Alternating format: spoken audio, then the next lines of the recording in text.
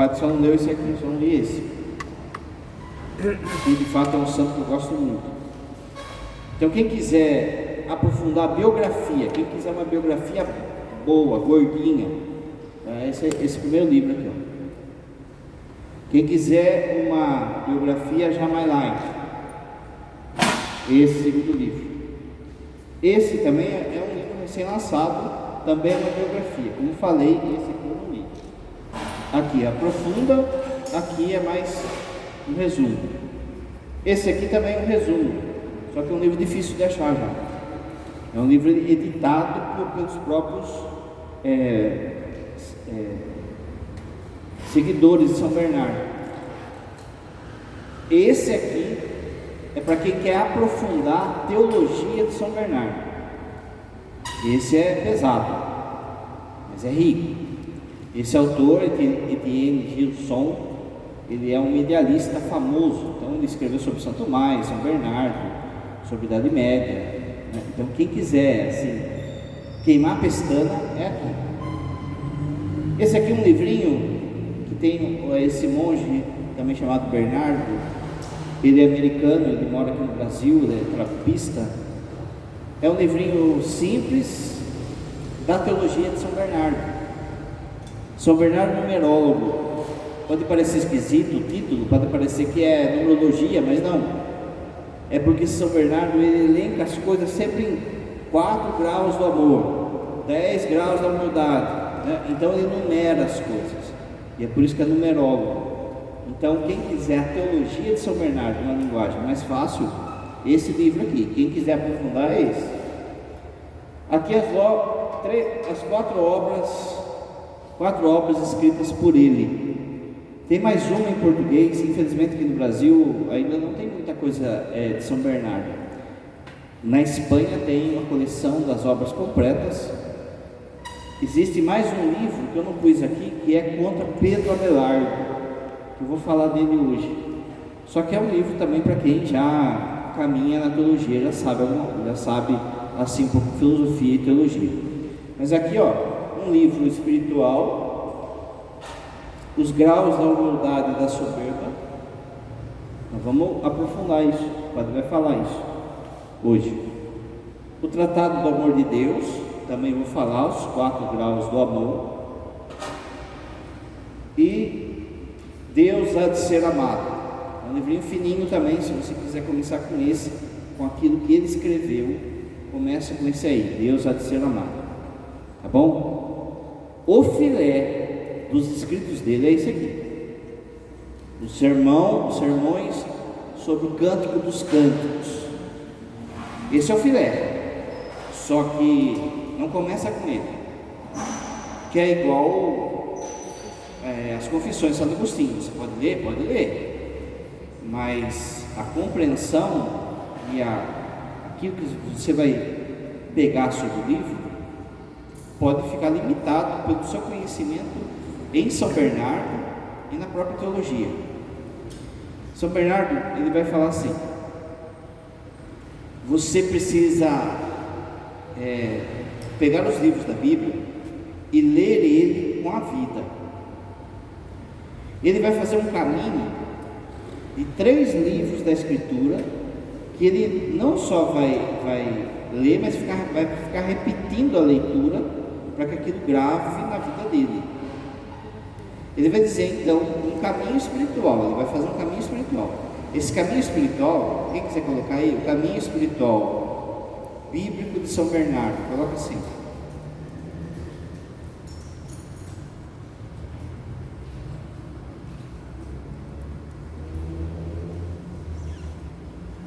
Dois pontos. Número 1,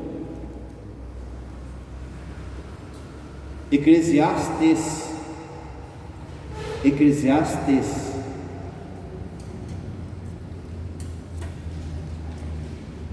Coloca na frente, ler para perceber a vaidade das coisas.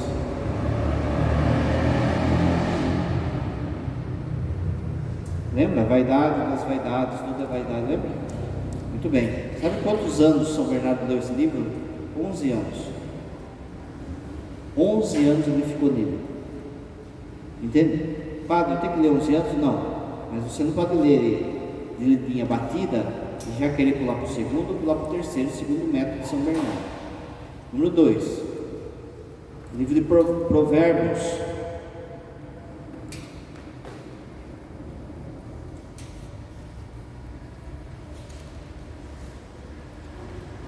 Encontrar o amor ao próximo.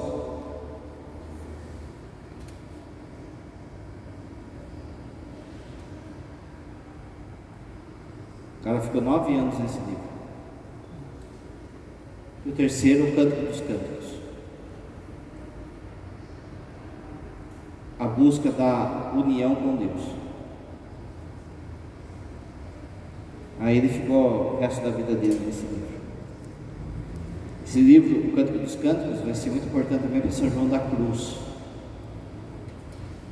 De novo, a gente pode ler o livro, pode ler os sermões, pode ler o Cântico dos Cânticos, mas ele está falando do caminho espiritual. Esse caminho espiritual é do encontro da alma à pessoa. E ali, toda aquela leitura que você lê e por vezes até acha esquisito, erótica, às vezes pela época que foi escrito, quando foi fechar o cânon da Bíblia judaica, lá no século I, os judeus foram fechar o cânon da Bíblia. Muitos judeus não queriam colocar o Cântico dos Cânticos, porque eles achavam, eles liam só aquilo literalmente e achavam aquele livro promíscuo para a época, um livro erótico, falava de seio, de embaixo do umbigo, de coisa arada e tal. E aí um judeu vai dizer que a leitura exata do Cântico dos Cânticos vale mais do que o primeiro dia da criação. A importância da leitura exata do primeiro livro do Cântico dos Cânticos. Isso os judeus. Para a igreja sempre considerou um livro canônico, sempre. São João da Cruz vai falar que é o livro que a gente deve ler ele de joelhos. Porém, ele tem de fato uma linguagem simbólica de amor de esposa a esposa, e por vezes, o desavisado vai passar por erotismo ou por um livro bobo, né? E é por isso que São Bernardo fala, precisa caminhar para chegar nessa vida mística. Então você pega, por exemplo, São João já está ligado na importância do Cântico dos Cânticos. Então é por isso que Maria Madalena faz o papel da amada lá no momento da ressurreição. Então, para nós, para a igreja, sempre foi considerado um livro místico, tá bom? Com o desenvolver da teologia, vai aparecer os santos que vão interpretando o texto. Esse texto, Orígenes, que vem antes de São Bernardo, mas o cara mesmo é São Bernardo, para interpretar o Cântico dos Cânticos. Lá ele vai falar, por exemplo, do desejo da alma, que a pessoa tem que ter, o desejo de encontro com Deus, de união com Deus. E ele vai falar assim: Deus quer nos beijar. Várias vezes aparece lá o beijo, a união. Deus quer nos beijar. E aí São Bernardo vai falar assim: quando você está buscando esse caminho de união com Deus, você tem que dar um beijo amoroso em Deus. Não pode ser uma bitoca. Você quer casar só vai com o padre, né? Beijos e beijos. Ele fala assim: quando você vai beijar Deus, esse encontro de união com Deus tem que ser com os dois lábios, não só um, pardal no fio, sabe? O lábio de cima, a razão, a inteligência. O lábio de baixo, o amor. Se faltar um dos lábios, não vai ter união, não vai ser um beijo de amor para com Deus. Então a linguagem dele é essa, entende? Então, por exemplo, isso aí vai influenciar muito de novo São João da Cruz e vai influenciar muito Santa Teresa d'Ávila, quando fala de sétima morada, de união com Cristo, casamento místico. Está tudo aí em São Bernardo, tá bom? Posso ler? Pode ler, mas de novo, talvez é um livro que você lê, reler, aprender, olhar primeiro o contexto, saber do contexto de São Bernardo, é um místico, gente, é um místico. São Bernardo é o maior personagem do século XII. Ninguém bateu São Bernardo no século XII, ele é o maior. Tem mais algumas coisas aqui que podem ajudar. Aqui, ó, esse livro aqui chama Carta de Ouro, Guilherme Santerri. É o truta dele, era o amiguinho dele. E São Bernardo escrevia cartas para esse monge, e esse monge recolheu os ensinamentos de São Bernardo e colocou nesse livro, Carta de Ouro. É uma linguagem fácil, esse já vale a pena, assim, para aprofundar tudo. Um outro livro que falta muito nos dias de hoje, apesar de estar na capa Agostinho, mas está baseado muito em São Bernardo, Bernardo e Agostinho, é esse livro, Discernimentos dos Espíritos. Quem que está falando no meu coração? É Deus mesmo? É coisa da minha cabeça? Quem que está falando lá dentro? Existe esse outro livro azulzinho aí no canto, Os Três Monges Rebeldes. Os três monges que fundaram a ordem de São Bernardo. São Bernardo veio depois desses três monges. Então, vai contar de uma forma romanceada, assim, de uma forma fácil, como que fundou, como que começou a ordem de São Bernardo, os monges de São Bernardo. Também tem dois documentários que você pode achar na internet, sobre como que vivem os filhos de São Bernardo, como é viver numa trapa, como é viver num regime austero, guiado por São Bernardo. São Bernardo na mística ele tem como pai São Bento. Porém, nesse período que a gente vai ver, muita gente começou a desvirtuar de São Bento. Ele então reforma isso e busca até uma exigência maior. Por que São Bernardo fica, por exemplo, 11 anos estudando Eclesiastes? Porque é uma lei de profundo silêncio e oração. Eles vivem para isso, silêncio e oração. Então, nesses dois documentários, um chama Os Filhos de Cister, é um documentário brasileiro, e outro é Dentro do Grande Silêncio. Você vai ver lá, por exemplo, esse Dentro do Grande Silêncio, você vai ver que só de assistir vai dar sono. Aparece lá um monge fazendo pão, serrando uma tábua, assim. Mas aquilo ele está fazendo com o espírito de oração. Depois, 3 horas da manhã, toca o sino, vai lá todo mundo rezar. Depois mostra o quarto deles, uma cama, o fogãozinho ali de lenha e um texto bíblico para ele estudar a vida inteira. A hora que o monge quiser, daí ele pula para outro. A hora que o superior quiser, ele pula para outro. Tá bom? Então, quem quiser conhecer, saber, tem essas opções aí. Bernardo nasceu na França no ano 1090. A sua família era cristã, rica, poderosa e nobre. Desde a tenra idade demonstrou uma inteligência aguçada. Então, como sempre, primeiro a história. Era tímido, tornou-se um jovem de boa aparência, era bonitão. Como que a gente sabe disso? Das tentações que ele sofria com a mulherada. A mulherada se insinuava. Teve uma vez que ele estava numa hospedaria e entrou uma moça para seduzir, e ele começou a gritar: ladrão, ladrão, ladrão. Os amigos dele foram lá com cacetete, com espada, com tudo. E aí no outro dia começaram a zombar dele: você estava com medo de mulher? Por que você estava gritando ladrão? Porque ela queria roubar o meu maior dom, a minha pureza. Toma. Ele era bonitão, então chamava a atenção das mulheres. Então vai ser algo que ele vai ter que lutar sempre. Um jovem de boa aparência, educado, culto, piedoso, de caráter reto e piedoso. Era um gênio.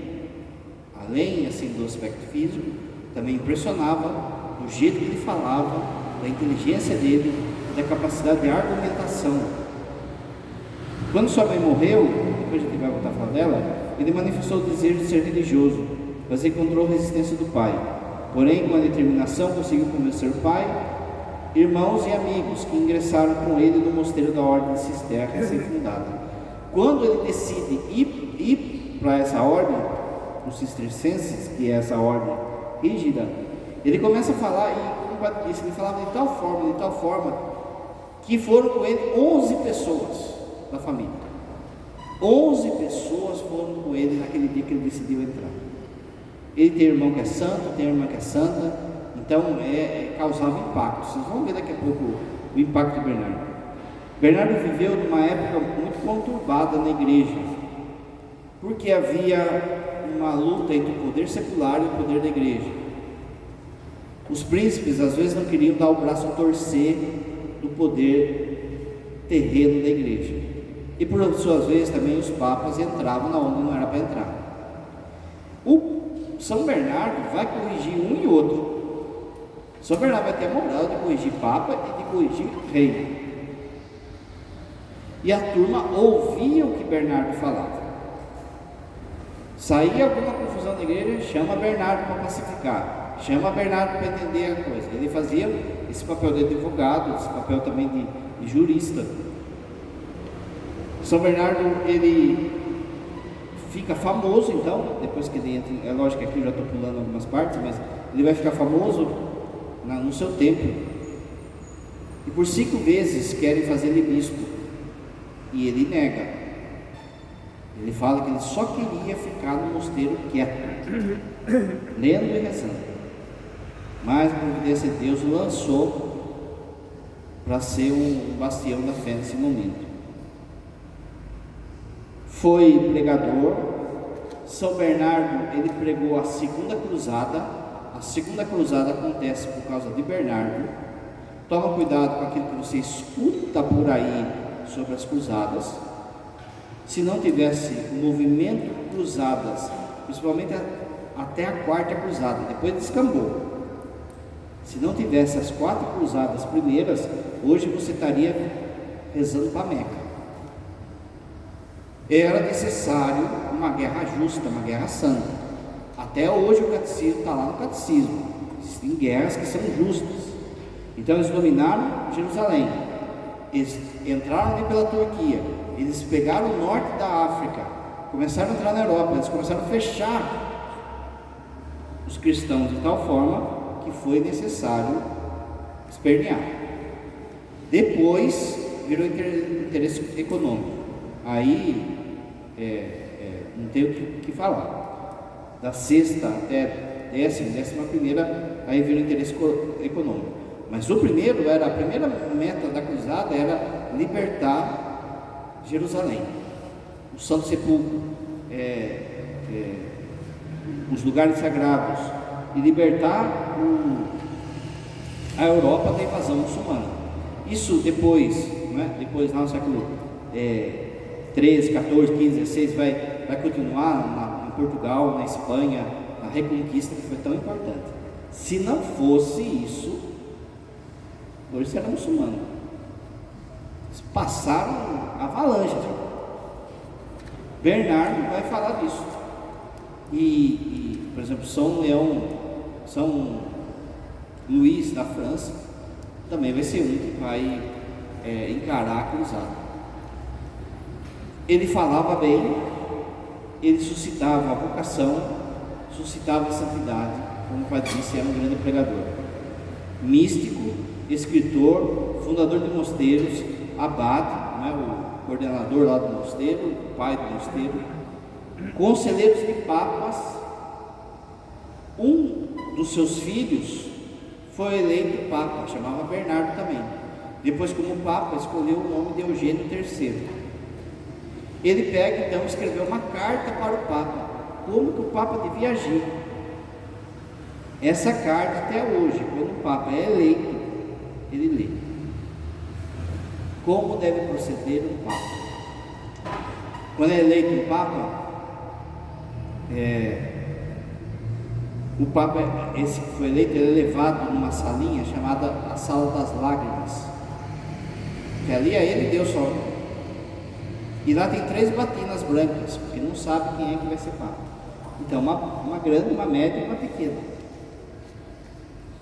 E aí ele escolhe o paramento que serve para ele, e lhe dão a carta de São Bernardo para que ele leia.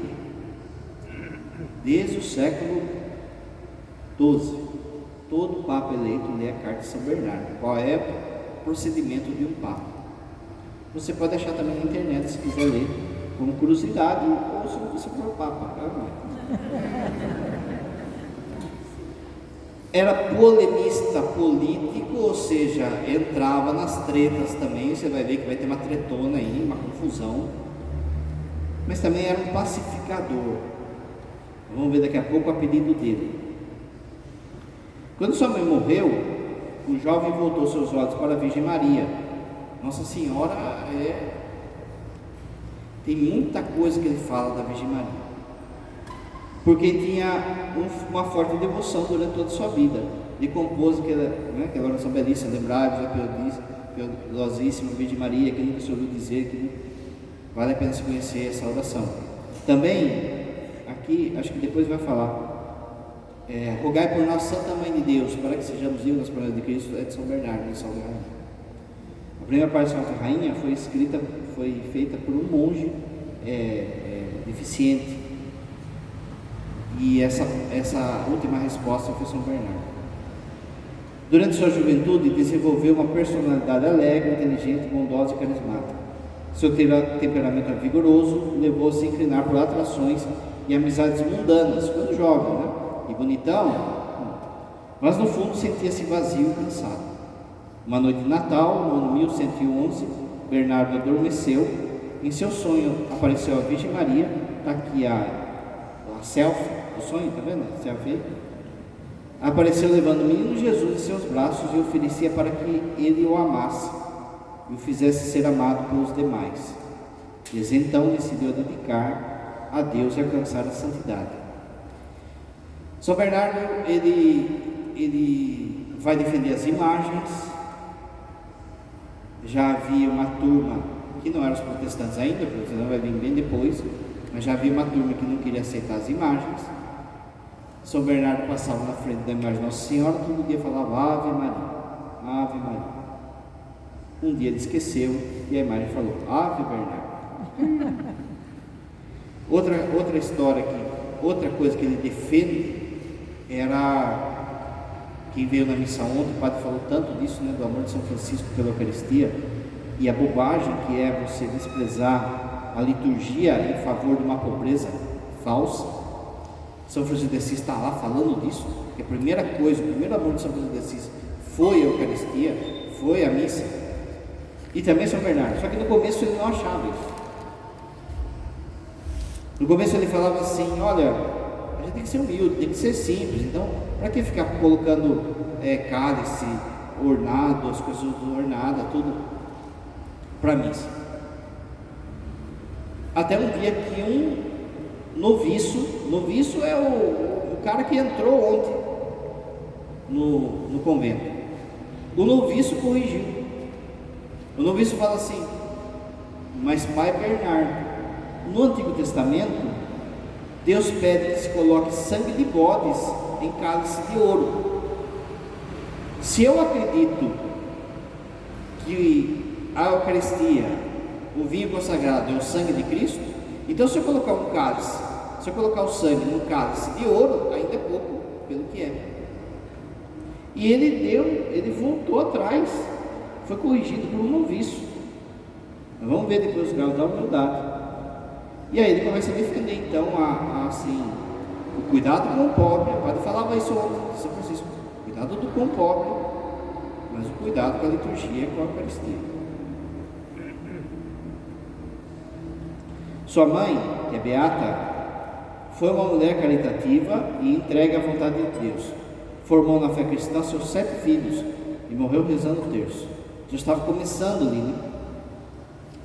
Seu pai, venerável também, não é venerável alguém que está em processo de ser santo, perdoou um cavaleiro que desafiou para um duelo e o feriu com sua lança. ensinou seus 2 filhos mais velhos, outro beato, Beato Gerardo, está vendo? Uma família de santo, a importância da misericórdia. Olha aqui que o padre falou da questão da mulherada de São Bernardo. Para combater as tentações carnais, revolvia-se em gelo, pulava no gelo São Bernardo. Em 1112, ele pulava no gelo, até um dia em que ele foi tentado no máximo nisso. E aí Nossa Senhora aparece para ele e coloca um cordão na sua cintura, falando: olha, isso aí o demônio nunca mais vai tentar você. Você venceu. E em São Francisco de Assis também vai acontecer isso, né? Aquele cordão que o padre coloca na missa, aquele símbolo, o do acólito é para segurar a túnica, mas o do padre significa a castidade de Cristo. Ele está com seus rins cingidos, com a sua sexualidade entregue a Deus. Isso vem daqui, ó. E quando ele vence então essa tentação, e Nossa Senhora aparece para ele e cinge o seu ventre, seus rins. Em 1112 ingressou no mosteiro cisterciense, fundado por São Roberto, São Alberico e Santo Estevão. Lembra aquele livro azul, Os 3 Monges Rebeldes? Esses 3 caras aí, eles que fundaram, e aí São Bernardo entrou neles. Depois, o superior vai mandar eles para outro lugar. Sabe quem também era da ordem dessa turma toda aí? São Norberto. Quem era da São João Paulo II? São Norberto. Era o primeiro lugar onde se praticava rigorosamente a regra de São Bento, que o padre falou. A regra de São Bento tinha se perdido no caminho. Século V, VI, no caminho. Teve um período aí difícil da igreja. Século VI, VII, VIII, até surgir Carlos Magno. Difícil porque começou a ter muita invasão dos bárbaros. Os bárbaros eram os bárbaros, não acreditavam em nada, queimava tudo. Então a igreja teve que fazer uma resistência enorme. O ponto de resistência foram os mosteiros, mas acabou afetando. Quando chegou no tempo de São Bernardo, tinha muito mosteiro que estava em relaxo. E aí São Bernardo então vai fazer a reforma. Santo Estevão, que era o prior, aceitou Bernardo com alegria, porque não recebia vocações há 15 anos. Não tinha vocação, de repente chega um jovem com 11, no mesmo dia. Só os parentes dele. Com apenas 25 anos foi enviado como superior para fundar com outros 12 monges um novo mosteiro, esse de Claraval, onde ele ficou. Aos jovens, olha isso aqui, as jovens, as mulheres, tinham medo de que seus noivos falassem com São Bernardo. As mães e as noivas escondiam filho e marido de São Bernardo. E senão ele falava de tal forma que o cara largava e ia. Tem, assim, nesse livro dos 3 monges, mas também esse de biografia, tem um monte de relato disso, que o cara estava indo para a cruzada, largou a espada, outro que tinha ganho uma enorme riqueza, nem foi pegar o dinheiro, encontrou com o Bernardo no caminho. Ele foi para buscar uma herança, chegou lá no meio do caminho, encontrou com o Bernardo. Nem viu o cara do dinheiro, já foi ser monge. A mulherada escondia os caras de encontrar com o Bernardo. Porque Bernardo ia às universidades, aos povoados e aos campos para falar sobre as maravilhas e benefícios da vida religiosa e acabava convencendo muitos. Olha só, lembra? A ordem, quando ele chegou, fazia 15 anos que não tinha vocação. Durante a vida dele, ele fundou 300 conventos e conseguiu que 900 homens professassem os votos. Um de seus discípulos, aquele padre falou, Bernardo de Pisa, chegou a tornar-se Papa com o nome de Eugênio III, lá da carta que o padre disse. Bernardo morreu no dia 21 de agosto de 1153, aos 73 anos, tinha sido abade por 38, foi canonizado em 1174, 20 anos depois, já a fama dele era demais, e proclamado doutor da igreja em 1830. Quando São Bernardo morreu, São Bernardo, assim, era tipo São Francisco, a multidão que ia atrás dele. O padre falou, arrastava um monte de gente. Quando ele morreu, esse mosteiro que eles moravam não tinha sossego mais, porque todo mundo ia lá querer tocar no túmulo do santo, e era muito milagre que realizava. Então os monges que eram para viver em silêncio não conseguiam ter silêncio, porque toda hora ia lá, alguém apertava a campainha, apertava lá, batia o sininho lá, eu quero ir no monge, eu quero ir lá na tumba do santo, quero ir lá na tumba do santo, não tinha sossego. O que o superior fez? Foi até a tumba de São Bernardo e falou assim: Pai Bernardo, em nome da santa obediência, eu peço que você pare de fazer milagre até que a gente tenha uma capela adequada para receber o povo. Sabe o que aconteceu? Parou, até voltar depois e construir uma capela que entrava por fora, sem incomodar os monges. Penso que é a obediência, gente. No céu ele obedeceu o prior. Santa Faustina, Jesus aparece para ela, eu não lembro o que Jesus manda ela fazer, e ela fala assim: mas o meu diretor espiritual falou que não é para mim fazer. Jesus fala: então obedeça o seu diretor. Não tem santo sem obediência, não tem. No ano seguinte, Bernardo ajudou a organizar o segundo concílio de Latrão. Em 1141, Inocêncio convocou o concílio de Sens para tratar da denúncia de Bernardo contra Pedro Abelardo. Isso aqui vai ser importante, esse cara aí. Com bastante experiência em curar cismas na igreja. Cisma é quando racha, quando tem divisão, quando começa a polêmica. Bernardo foi em seguida recrutado para ajudar no combate às heresias que graçavam no sul da França. Vocês vão ver que no fundo, os santos estão falando do mistério de Deus, do mistério do amor de Deus. Cada santo usa de uma palavra, de uma figura, mas no fundo é a mesma coisa, é o mistério de Deus. Por exemplo, a gente lembra que São Paulo falava da Caritas, lembra da Caritas? Tudo vai passar, menos a caridade, o amor que há em Deus. Depois nós vimos em Santo Irineu, Teoses, que é a mesma coisa, união com Deus. A gente viu em Agostinho, também o coração dele inquieto. E aqui também, em São Bernardo, a mesma coisa.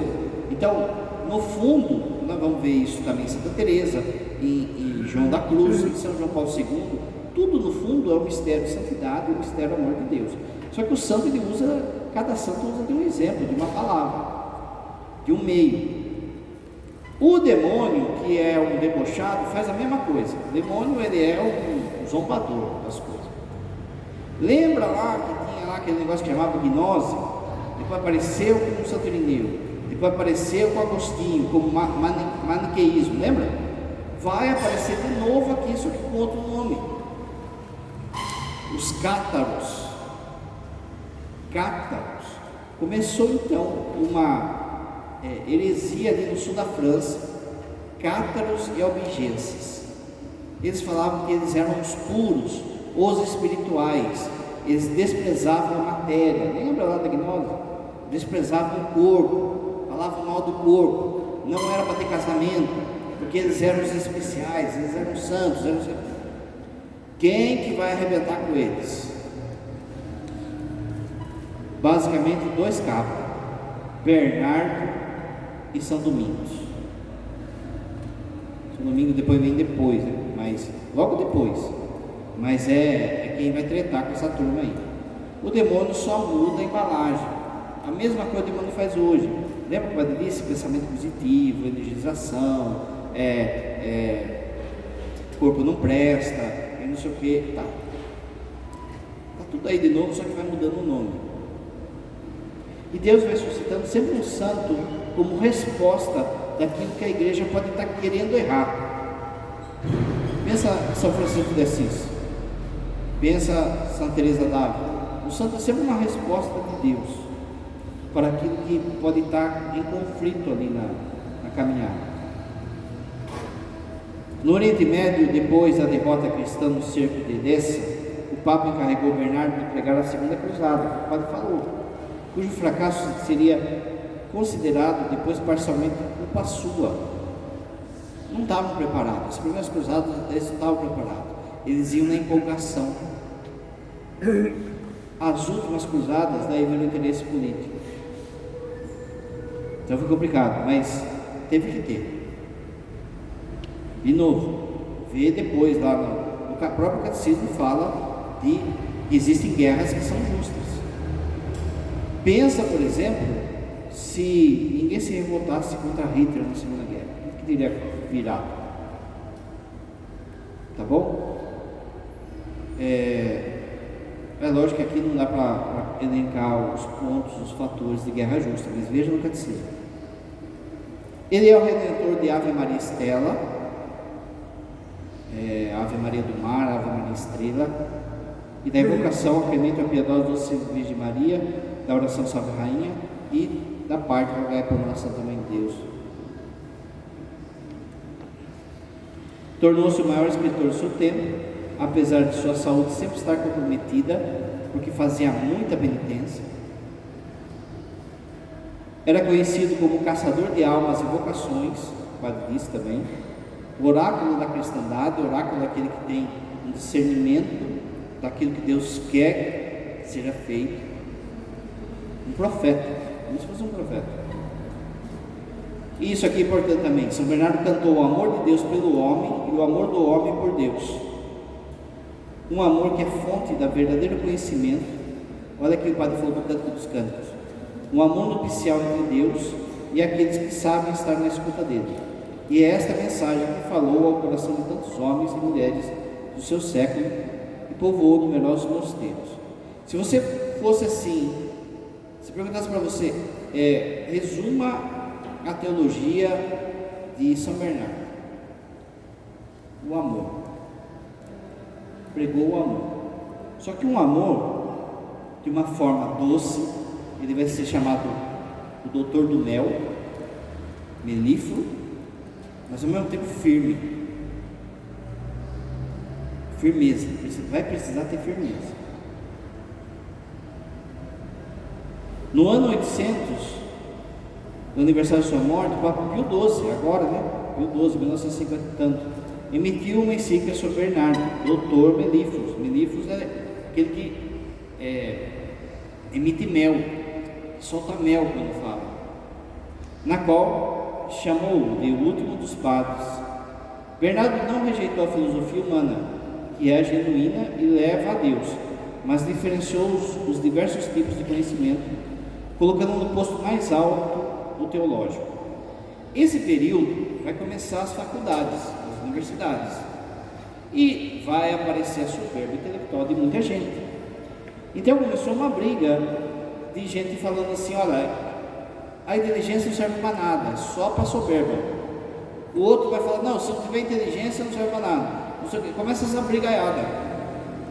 O ponto alto dessa discussão que vai desamarrar tudo isso vai ser São Tomás de Aquino. Mas São Bernardo já vai sofrer influência disso. Então, para defender às vezes a escritura e a teologia, muita gente falava assim: olha, filosofia, o conhecimento não serve para nada, é soberba só. Do outro lado, a turma fala: não, é pela filosofia, é pelo conhecimento. Daí vai dar gnose. Vai ter que fazer um caminho aí, Bernardo, Anselmo, Tomás de Aquino, Boaventura, para mostrar para nós que as duas perninhas andam juntos, fé e razão, como a gente já viu. 3 elementos centrais da Mariologia de São Bernardo: sua explicação para a virgindade perpétua de Maria, a estrela do mar, aquela oração que ele compõe e explica, e como os fiéis deveriam rezar para a Virgem Maria, e como ele percebia a Virgem como medianeira. O título medianeira de todas as graças, ela não é dogma da fé, mas isso não quer dizer que você não pode acreditar. Quando a igreja fala isso é um dogma, significa que você, como católico, tem que acreditar nisso. Então, como você sabe, são 4 dogmas marianos. Hoje em dia tem gente que fala assim: olha, o Vaticano II, ele não proclamou Maria medianeira de todas as das graças, para não ofender os protestantes. Então, é melhor a gente deixar de lado esse título. Não, gente. São Bernardo, século XII, já falava de Maria Medianeira de todas as graças, de Maria Corredentora. Então, não tenha medo de usar de títulos que a tradição já dá, mesmo que ainda não seja dogma. Bernardo foi instrumental ao reenfatizar a importância da Lexio Divina. Isso aqui é fundamental também. Leitura orante da Bíblia. Lembra o padre falou? O Eclesiásticos, Provérbios, o Cântico dos Cantos. Você precisa lembrar também que sai de Bernardo aquilo que foi conhecido como monges copistas. Não tinha impressora. Não, a Bíblia não era esse livro que você tem, lembra que o padre já falou? Eram rolos.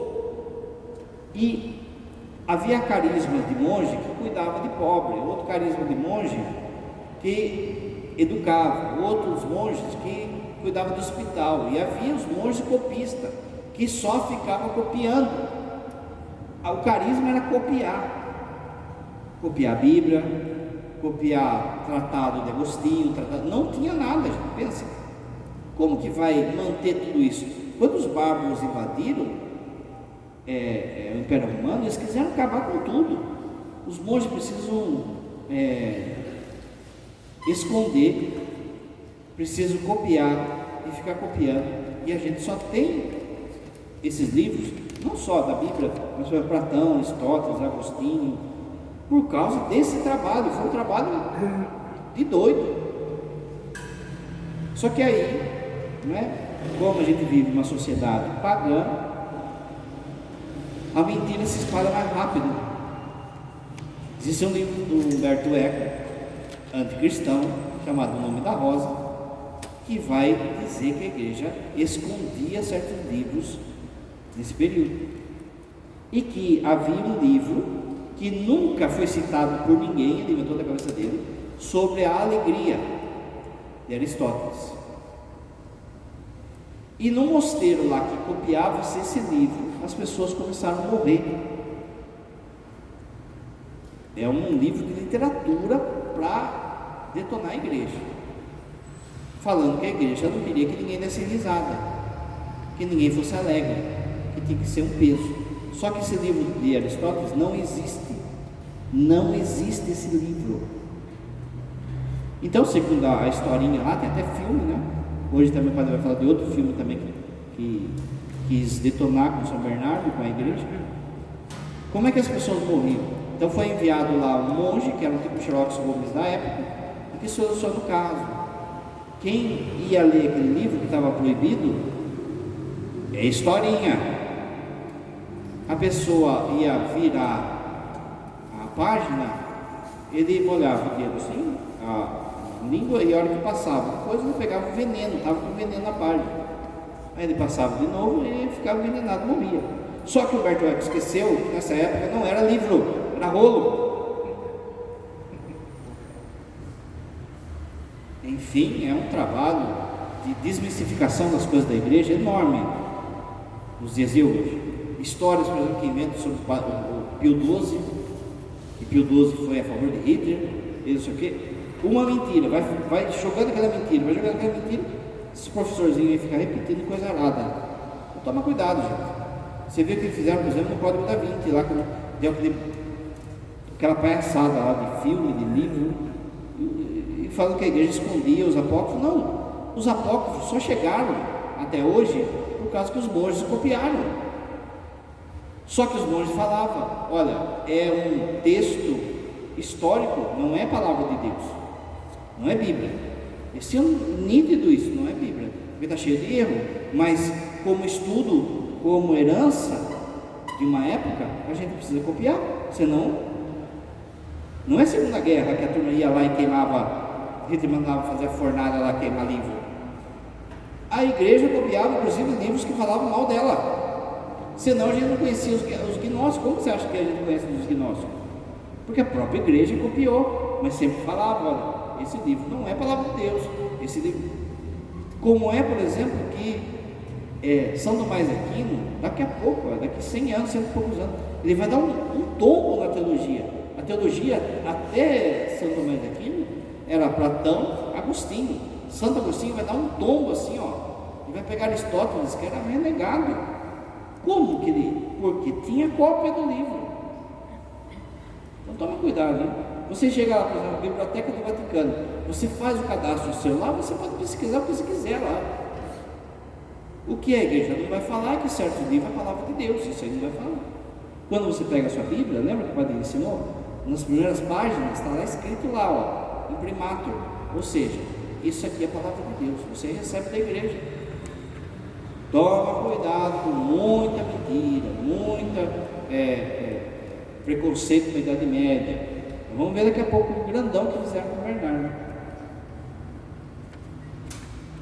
Aí, chegou Pedro Abelardo e Heloísa. Quando hoje, se você colocar no YouTube Pedro Abelardo e Heloísa, eles vão falar assim: foi uma história de amor que a igreja perseguiu e detonou, e olha que bonito, ela já era uma feminista, ele já se revoltava contra a igreja, e zaz.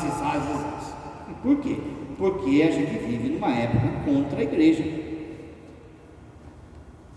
Pedro Abelardo, ele tem uns 40 anos, e ele era um desses caras gênio, só que um gênio do mal, assim, no sentido assim, não precisa de fé, é inteligência. A inteligência me basta, a razão, a racionalidade, e ele vai defender a razão. Um bispo ficou sabendo da inteligência dele, o homem era inteligente, e contratou Abelardo para ensinar, para dar aula para sua sobrinha Heloísa, 17 anos. Água benta com terra dá barro. Ele mesmo fala, ele escreve dizendo assim: mal sabia que ele estava colocando o lobo para cuidar do galinheiro. Ele fala isso, que ele seduziu ela. Ele vai, seduz a moça, engravida a moça. Nesse meio tempo, ele lança um monte de heresia, um monte de erro doutrinal, que daqui a pouco o padre vai colocar. Então, além do pecado moral, havia o pecado intelectual de Pedro Abelardo. Quando as pessoas contam a história de Pedro Abelardo hoje, só fica nesse romantismo, nesse romancismo aí. Fizeram um filme defendendo o amor dos dois, tipo Romeu e Julieta e tal e coisa. O bispo, quando soube que ele engravidou a sobrinha, contratou 2 caras para cortar as partes de Pedro Abelardo, e foi cortado. Pedro Abelardo daí jurou vingança contra a igreja, mas não foi a igreja que o Papa escreveu lá, ó, manda cortar foi o tio dela, entende? Então o pecado é do tio dela. Mas a turma fala, a igreja, não, o que a igreja vai ficar brava com o Pedro Abelardo, foi daquilo que ele ensinou. Daqui a pouco vocês vão ver que é. Mas se você coloca no YouTube, tem musiquinha, tem poema, tem não sei o que, o amor, não sei o que. Porque a gente vive hoje uma sociedade contra. E Bernardo é tido como um inquisidor, o que é fora de contexto, porque a Inquisição vai vir depois, daqui a pouco, vai vir daqui a pouco. Não tem ainda a Inquisição, mas é visto como um marrudo, um machão, não sei o que mandou, que queria queimar Pedro Abelardo. Bernardo não estava nem aí com o que Pedro Abelardo fazia com o passarinho dele. Mas ele estava preocupado com o que Pedro Abelardo ensinava. Então vai ter um livro em português que o padre falou, eu não coloquei porque a leitura é pesada. Refutações contra Pedro Abelardo de São Bernardo. Tá bom? Mas presta atenção, que é muita historinha aí. E numa sociedade de romance é assim, o nosso amor contra o mundo, contra a igreja. Eles casaram escondidos, Ela teve um filho, não é? Acho que de raiva colocou o nome do filho de Astrolábio.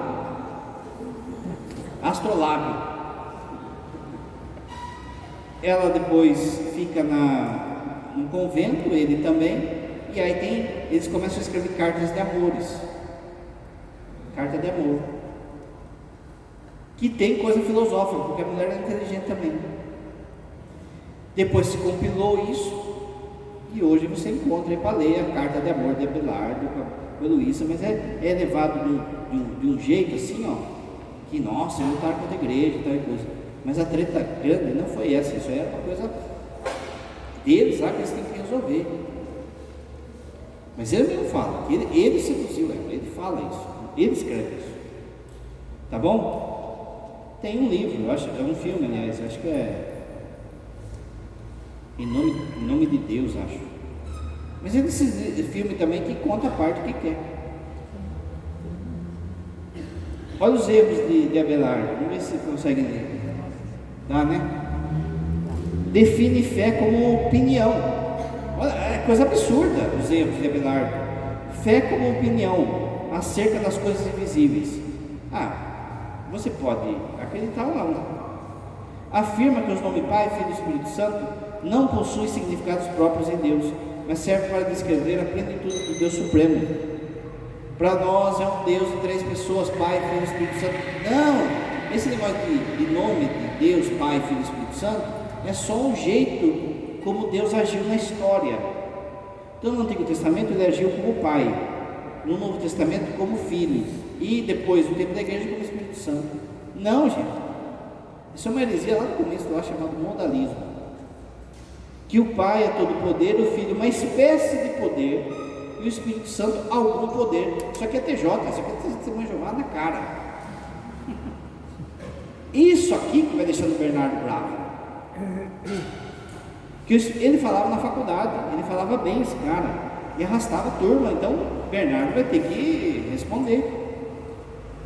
Que o Espírito Santo não é uma substância do Pai e Filho, no mesmo sentido que o Filho, a substância do Pai, ou seja, o Espírito Santo não é Deus. Que o Espírito Santo é a alma do mundo. Gente, tem gente falando isso hoje. Tem gente falando isso hoje, e se diz católico, se diz professor de teologia ainda. A Gaia, vamos falando de Gaia, o Espírito do mundo. Que podemos querer e agir meritoriamente por meio da nossa faculdade de livre escolha, sem a contribuição da graça. Lembra que o padre disse que o demônio só muda a embalagem?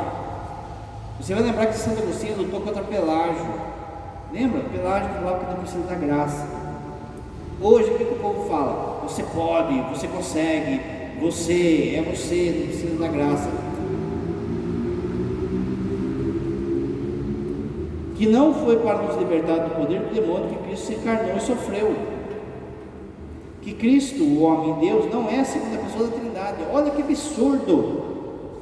Mas daí, você vai para o professor de história lá da faculdade, ele vai falar o quê? Não, a igreja perseguiu Abelardo por causa que estava com foguinho na cárcere. Quem perseguiu Abelardo foi o seu tio. Era só ele resolver a situação com a moça e pronto. Que no sacramento do altar, os acidentes das substâncias naturais permanecem suspensos no ar após a consagração. Não há, de fato, substanciamento corpo e sangue de Cristo. Que o demônio se utiliza de virtudes dos objetos naturais para inspirar-nos ideias más. O demônio faz você fazer uma caridade aí para você fazer o mal depois, para você. Tudo que você faz de bom vem de Deus. Se você deturpa isso depois é outra coisa. Mas nada de bom pode vir nem de você, nem do diabo. Esse é o princípio da graça. A graça e a natureza. A graça sopra e você responde. Que o que herdamos de Adão não foi a mancha, mas o castigo do pecado original. Nega o pecado original. Que não existe pecado salvo na má intenção e no desprezo de Deus. Importante é o coração. Está vendo como volta as coisas? Que não pecamos quando agimos sob a influência de concupiscência, prazer ou ignorância, porquanto nesses momentos nos limitamos a obedecer à natureza. Então ele estava lá com a moça e começou a me dar um grilo, e começou a roçar um no outro, e começou, olha, é uma inclinação natural, então não é pecado. Meus irmãos, é tudo isso vivido hoje de novo. Se te faz bem, que mal que tem, é isso que o mundo prega hoje. Se te dá prazer, por que é pecado?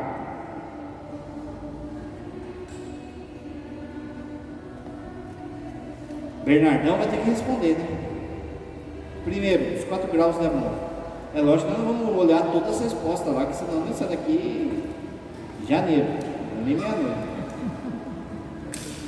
Os 4 graus de amor. O primeiro grau de amor, que São Bernardo coloca, é o amor de si para si. É o amor carnal ou o amor animal. Primeiro, o homem ama-se a si mesmo. Depois, vendo que sozinho não pode viver, começa a buscar Deus por meio da fé. Então, o primeiro nível do amor é quando a pessoa ama coisas, pessoas ou o prazer em si. É o amor, é um tipo de amor, a gente viu lá na primeira aula que tinha o amor ágape, o amor eros, mas é um amor profundamente egoísta. O segundo grau do amor, o amor de Deus para si. Ame a Deus para si e não para Ele, porém deve começar a frequentar a Deus e a honrá-lo, segundo as próprias necessidades.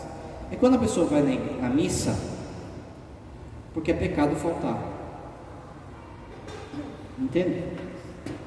Ele vai com medinho de Deus, ele vai para o preceito.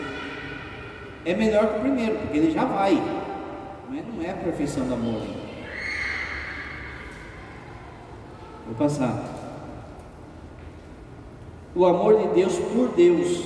A alma passa para o terceiro degrau, amando a Deus não por si mesmo, mas por Ele.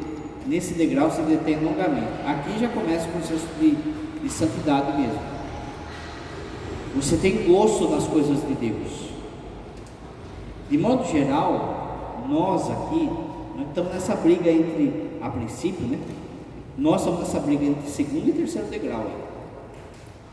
Você tem coisa que faz obrigado, é um peso fazer, você reclama, você falha, e tem coisa que você tem gosto, você vai, tem dia que você vai com gosto, tem dia que você...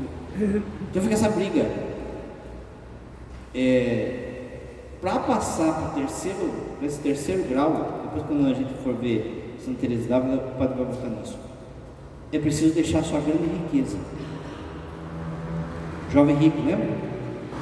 O jovem rico, ele estava no segundo grau, Deus estava chamando ele para o terceiro, mas ele não quis abrir mão. E o grau último, aquele amor em que o homem ama a si mesmo somente por Deus. Assim sendo, terá quase esquecido admiravelmente a si mesmo, quase deixa a si mesmo para atender totalmente a Deus, a ponto de ser um só espírito com Ele. É um matrimônio espiritual. É o São Francisco de Assis, é Santa Teresa d'Ávila. O primeiro degrau a pessoa faz com medo do inferno. O segundo degrau ele faz pensando no céu, nos méritos do céu. E o terceiro degrau ele faz por Deus, de modo livre. Pode parecer fácil, mas não é. Tem muita coisa que a gente fala que a gente faz por Deus, mas tem muita coisa ainda no nosso coração, como a gente quer elogio, quer ser visto, quer que o padre vá lá e dê tapinha nas costas, põe no Instagram, põe não sei o que, ainda tem muito, já é bom, já é um caminho, mas não é o nível aí de São Bernardo e São Francisco. Sobre a leitura, a importância da leitura, Alexo Divino.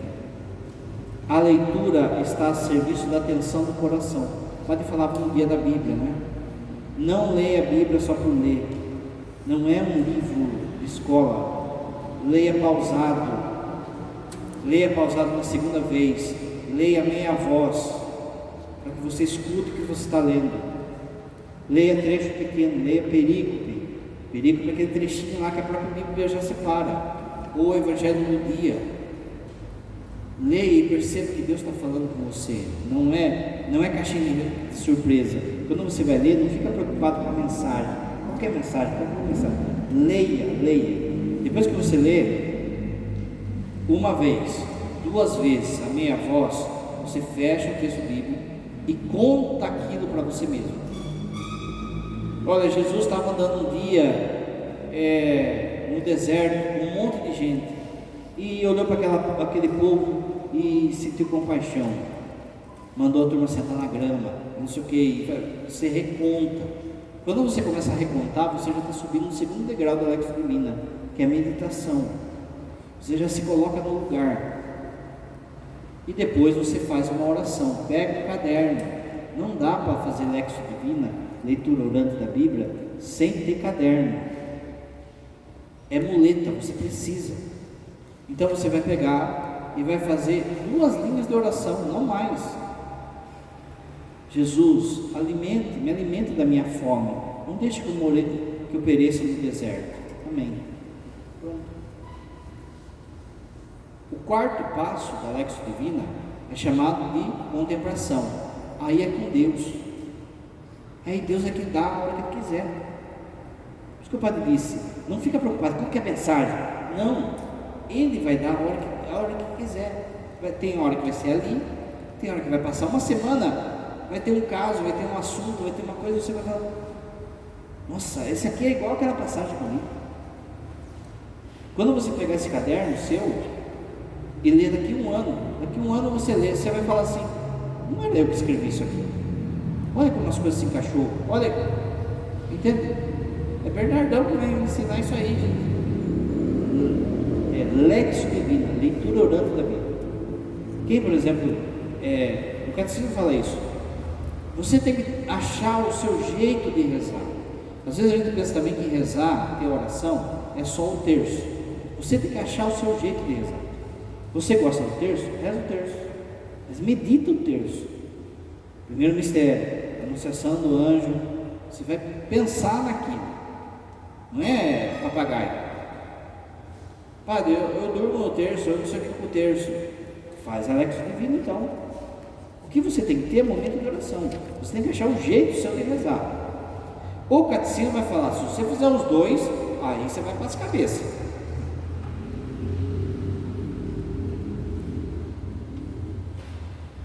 Humildade é a virtude pela qual um homem, através de um conhecimento sempre mais verdadeiro de si mesmo, gradualmente diminui em valor aos seus próprios olhos. Nós entendemos de imediato porque a humildade é um desafio. Nossa tendência a ir exatamente na direção oposta, de achar um jeito de termos uma imagem cada vez mais positiva de nós mesmos, uma maneira de pensarmos sempre mais alta e lisonjeiramente sobre nós mesmos. Toma cuidado aqui para não cair também em falsa humildade, que é se fazer de coitado. No começo da frase ele está falando algo que Santa Teresa vai repetir depois. A humildade é a verdade. Você sabe quem você é. Você tem virtudes, você não pode negar essas virtudes, porque quando você nega suas virtudes, você está negando a ação de Deus na sua vida. Deus te deu virtudes. Você também não pode negar que você tem defeitos. Quando você encontra o conhecimento de si, é o primeiro passo da vida espiritual. Se você pegar qualquer livro de espiritualidade, Imitação de Cristo, A Prática do Amor de Jesus Cristo, do Santo Afonso, qualquer livro de vida espiritual, de caminho espiritual, o primeiro capítulo vai ser conheça-te a ti mesmo. Quais são as minhas virtudes? Eu agradeço, eu elogio, eu louvo a Deus por essas virtudes. Essas virtudes não são para mim ficar soberbo, mas se Deus me deu, eu fico alegre. A igreja precisa dessas virtudes minhas. Quais são os meus limites? Eu tenho fraqueza nisso, eu não consigo isso. O Padre sempre fala, você precisa perceber, por exemplo, quando que você fica irritado? Quando está cansado? Quando está com fome? Quando não sai como quer? Você vai percebendo aonde está a sua... E aí você vai se colocando na verdade, sendo humilde. Segundo São Bernardo, que colou de São Bento os 12 passos para a verdadeira humildade. Temor de Deus. Temor de Deus, como você sabe, não é medo de Deus, é medo de perdê-lo, medo de perder Deus. É igual namoradinho lá que ele sabe que ele é fraco de feição, não é? É discípulo de São Drogo, padroeiro dos feios, e de repente Deus deu um milagre para ele e deu uma bonitona, uma Santa Beatriz para ele. E ele olha para ela e fala: Deus foi generoso, então eu não posso bobear, então eu vou lá, dou ela, dou presentinho para ela. Eu tenho medo de perder. Temor de Deus é isso. Eu sei o tamanho de Deus, tenho medo de perdê-lo. Isso é ser humilde. Não é o orgulhoso, eu tenho Deus porque eu mereço. Não, Deus é mais bonitão que a gente, então eu tenho que ter medo de perder. Obediência, o padre falou, não tem que ser obediência. Você quer saber se uma pessoa é orgulhosa ou não? Obediência. Pode fazer cara de Santa Teresinha, pode fazer cara de coitado, pode usar saiona, batina, pode, se não obedeceu. Paciência. Está faltando paciência em casa? Está faltando humildade. Por quê? Porque eu não suporto contrariedade. Contrariou, eu já zero. Paciência com o tempo de Deus, paciência com a conversão das pessoas, com o erro das pessoas. Simplicidade. São Tomás fala assim: o que é uma pessoa simples? É uma pessoa que não precisa ficar se provando para os outros, sabe? Eu tenho que mostrar que eu sei, eu tenho que mostrar. Não, uma pessoa simples, ela sabe que sabe, ou sabe que faz aquilo, que tem aquela virtude, mas ela não fica impondo aquilo, ela não precisa. Essa é uma pessoa simples. Para São Tomás. Confissão pública de impotência em certas situações. Tem hora que você tem que falar: não sei fazer. Tem gente que tem uma dificuldade de falar: não sei fazer. Você conta uma história, a pessoa já quer emendar. Não, mas isso aí, ele já quer sair por cima. Não, gente, isso aí eu não sei fazer. É lógico que é zoeiro, né, mãe? Eu não sei cantar. Se eu cantar, não. O padre tem que cantar. Teria que cantar, mas eu não sei cantar. Se eu cantar, os anos vão embora. Mas nem eu sei, os anos. Aceitação cordial dos imprevistos. Ih, ai, ai. Eu quero o roteiro do dia, Jesus. Saiu do roteiro. Modéstia diante dos bens materiais. Ser pobre é depender, pobre para o catecismo, para a igreja, é depender de Deus. Santa Elizabeth da Hungria era rainha e era pobre, porque era livre diante dos bens materiais, tem liberdade diante dos bens materiais. O catecismo vai falar que os bens materiais é um dom dado por Deus, uma virtude. Se a pessoa se apega àquilo, aquilo vira soberba, mas se ela usa pelo benefício, pode falar o dia de São Vicente. A turma queria atacar São Vicente. Como que não vai acabar com esse cara? Não tem jeito, esse cara não desiste. Vamos catar as velhas ricas que ajudam ele. Armaram a armadilha contra a mulherada que ajudava, que tinha dinheiro. Essa mulherada significa que ajudava São Vicente. Você lembra São Paulo, Jesus, tinha uma turminha, umas mulheres, uma turminha, uns homens também que ajudavam a obra. Então não é o dinheiro em si. O outro pode falar: toma cuidado, que tem gente que usa São Francisco de Assis como classe social. Eu vou falar: olha, faz 22 anos que eu tenho a casa de morador de rua lá em Itu. Tem muito morador de rua que é orgulhoso. pobreza é a dependência de Deus. Precisa ser livre, isso é humildade. É confundido também, às vezes, às vezes as pessoas confundem assim, o cara que é ricão, mas aí ele anda, sabe, largadão, com o cofrinho aparecendo, não sei o que, blá, blá, blá. Mas às vezes é uma tática isso também, para se impor. Não é? Tem a história lá do mineiro italiano, tem uma musiquinha lá, e daí ele vai lá e pá, esfrega na cara do outro, ou do rei do gado lá, com as musiquinhas, era assim, meu pai escutava muito, tem uma lá que depois ele esfregou na cara do outro que era rico. Não, aí também está errado. Liberdade diante dos bens. Não esperar elogio, recompensa ou estado. O padre nem falou nada para mim. Que bom que o seu prêmio é só lá no céu.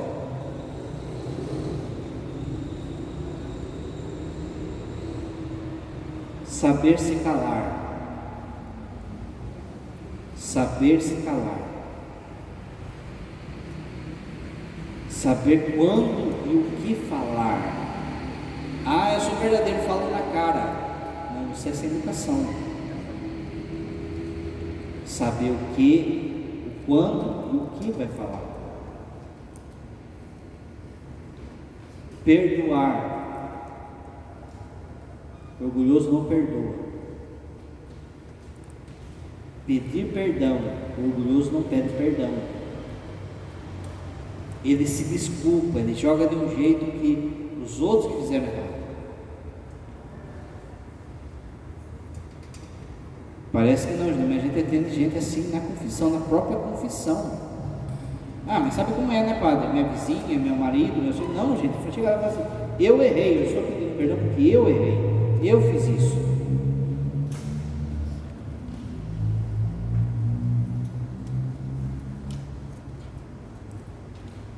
Muda. Travou? Vai mudando.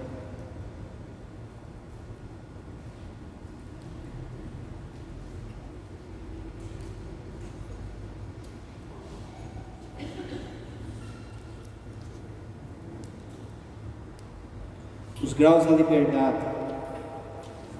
Ser livre diante do uso das coisas. As coisas têm que estar a meu serviço e não o contrário. Diante dos próprios dons. Às vezes na direção espiritual, principalmente às vezes como padre, como seminarista, com gente de igreja, às vezes Deus pede que você sacrifique um dom seu, porque aquilo pode estar sendo um caminho de soberba ou de empacar a vida espiritual. E às vezes Deus pede que você pegue o seu Isaac e suba a montanha. E a pessoa justifica assim: mas padre, é o meu dom, é o que eu sei fazer. Entende? Você tem que ser livre dentro dos seus dons. Sei cantar, sei ensinar, sei fazer isso, sei fazer aquilo, tá bom, muito bem, continue. Mas o dia que Deus pedir, você fala: eis-me aqui. Uma coordenação, eis-me aqui. Ensine os outros a ser coordenadores. Ninguém quer assumir, lógico, você não ensina. Sentou lá na coordenação do negócio, lá parece um rei, parece uma rainha. Ensine os outros. Forme os outros para fazer melhor do que você. Isso que tem de ciúme na igreja. E o que tem também de, sabe aquela coisa? Precisa de um coordenador. Quem quer ser coordenador, dá um passo na frente. É meia dúzia que dá um passo para trás, né? Liberdade diante de Deus. Seja livre diante de Deus. Aonde o Senhor me mandar, eu irei. Não é assim, canta na musiquinha? Então faça. O Cântico dos Cantos, algumas frases então. Não se poderia encontrar palavras mais suaves para exprimir as doces e recíprocas relações que se dão entre Deus e a alma reunida a seu corpo ressuscitado, que é as do esposo e da esposa. Como esses possuem tudo em comum, nada de particular, nada de dividido. Ambos têm uma herança, uma casa, uma mesa, um quarto conjugal, o mesmo corpo. Evangelho do domingo. Sereis uma só carne, um só bolso, um só celular, um só, não é um só carne na hora do... É tudo, gente. Assim Jesus está aqui, essa mulher está falando que Jesus também espera da gente, tudo seja dele. Toda alma que ama a Deus torna-se sua esposa. Esse é o princípio da mística, né? Quando a caridade vem e é perfeita, a caridade, lembra como o amor de Deus, realiza a união espiritual, e serão dois, Deus e alma, não em uma só carne, mas em um só espírito, tal como diz o apóstolo: quem se achega a Deus torna-se um só espírito com ele. Se ama perfeitamente, a alma está desposada com Deus. Amor mútuo, íntimo, válido, que não vive em uma só carne, mas que une um só espírito, e de dois faz um só. O princípio do matrimônio é esse de domingo. Por que está tudo detonado? Porque o matrimônio não está tendo mais o princípio de Deus. Mas uma só carne, ele tem que caminhar a ser um só espírito em Deus. Você viu esses dias aqui em Salto que o rapaz morreu, a mulher morreu, e horas depois ele morreu também, ou foi ao contrário? Sabe o que é isso? É uma graça que Deus dá de união de alma. Já era idoso, já não tinha mais nada, estavam tão unidos. Às vezes acontece isso, né? Um falece, passa um tempinho, o outro falece também. Por quê? Porque o outro não sabe viver sem o outro. É lógico que é uma graça isso, mas isso é um sinal do que deve ser o casamento. Não é só o corpo é o degrau para chegar no espírito, um só espírito, para chegar um só em Deus. Olha que virou o casamento. Ser deificado, lembra da teoses, de caritas, é tornar-se caridade, porque Deus é caridade. Caridade é o amor de Deus, lembra? Por isso todos os esforços da alma devem ter como alvo a caridade, o amor a Deus. O amor a Deus dá a visão de Deus e a semelhança a Ele. Se eu me uno ao fogo, eu viro fogo. Quando sou dividido em mim mesmo, olha São Bernardo, psicólogo, hein? Quando estou dividido em mim mesmo, é porque não estou unido com Deus. Quando se vê uma pessoa perturbada, a causa da perturbação não é outra coisa senão a incapacidade de satisfazer a vontade de Deus. Ontem, a primeira leitura, tinha a opção ontem de fazer de São Francisco, e tinha da leitura do dia. A leitura do dia era de Jonas, que não fez a vontade de Deus. Aquilo causou uma confusão em quem estava em volta em Jonas, e o mar, que é sinal do mal, ficou com fome de Jonas. Quando a gente não faz a vontade de Deus, o mal tem fome da gente. Tiveram que jogar Jonas no mal, no mar. A sorte tem Cristo. O peixe ali significa a pessoa de Cristo.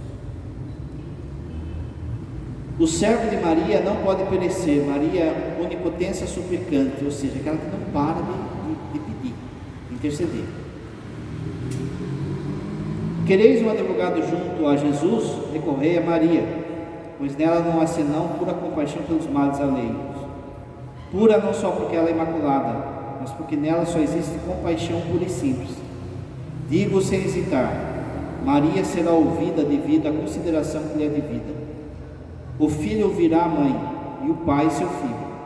Eis, pois, a escada dos pecadores. Minha absoluta confiança, eis todo o fundamento de minha esperança. Aí vem o cara e fala assim: eu falo direto com Deus.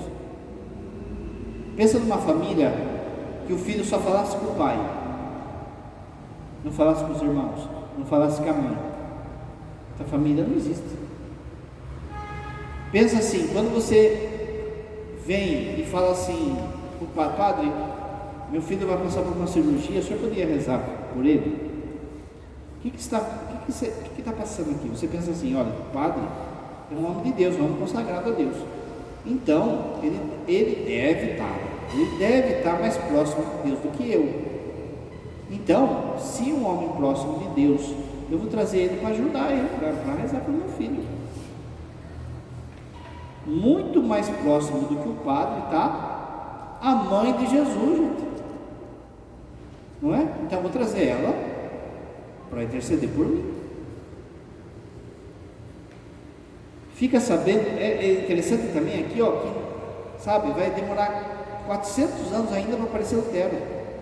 Nunca a igreja duvidou da ação da Virgem Maria. Depois que o Lutero aparecer, que vai começar a confusão. Fica sabendo, a cristão, que mais se merecem participar devotamente de uma só missa. Vou ler de novo. Mais se merecem participar devotamente de uma só missa do que distribuir todas as riquezas aos pobres e peregrinar por toda a terra. Também tem uma mentirinha rondando por aí, ó. Um dia tem na missa não ajudar os pobres. Os dois andam juntos. O padre falou ontem na homilia. Falei do dia de São João Crisóstomo, mesma coisa. Os dois caminham juntos. Mas não se compara a Eucaristia com nada na terra. A Eucaristia é o amor que supera todos os outros amores no céu e na terra. Beleza? Semana que vem então não tem, por causa da Nossa Senhora Aparecida. Na outra semana, retiro dos padres. A gente vai gravar a aula e daí vai soltar na terça-feira no Facebook da paróquia São Boaventura. E aí a gente volta na outra, na terceira terça, para falar de São Tomás aqui. Tá bom? Próxima aula São Boaventura,